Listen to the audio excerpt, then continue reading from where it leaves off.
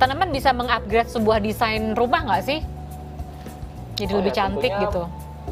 Tentunya juga bisa sekali Mbak, karena tanaman ini kan fungsinya kan sebagai pemanis dan penyegar lah istilahnya. Kita kalau pemakaian tanaman-tanaman indoor seperti jenis palem-paleman itu kan membuat kita kan seperti refresh. Jadi di dalam ruangan itu sangat penting sekali ya tanaman ini. Jadi kita juga bisa memilih tanaman-tanaman indoor yang pastinya lebih mudah perawatannya, nggak butuh banyak cahaya matahari, sehingga tanaman ini menurut saya perannya sangat penting sekali di dalam interior desain ini. Jadi penting banget. Nah, kalau penting iya, nih, penting masalahnya banget. kan nggak semua orang bisa mengurus tanaman dengan begitu telaten. Kalau misalnya nggak bisa mengurus tanaman dengan telaten dan juga kurang juga waktunya, misalnya diganti desainnya dengan tanaman yang palsu, itu masih masuk nggak ke desain? Atau gimana Mas sarannya?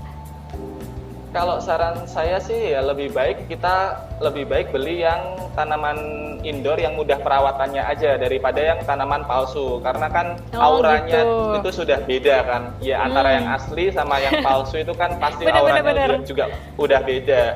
Kita beli aja tanaman hias yang indoor, misalnya jenis palem-paleman, kemudian ada mungkin jenis sirih atau pakis haji atau macam-macam, pasti banyak sekali. Dan itu pun kita pilih yang perawatannya mudah Mbak Lia. Jadi kita kalau males, memang itu kan tanaman untuk perawatannya yang gampang kan, jadi kita nggak perlu susah-susah untuk merawat gitu. Nah, terus kalau misalnya untuk tanaman di dalam dan di luar rumah itu ada tips-tipsnya nggak?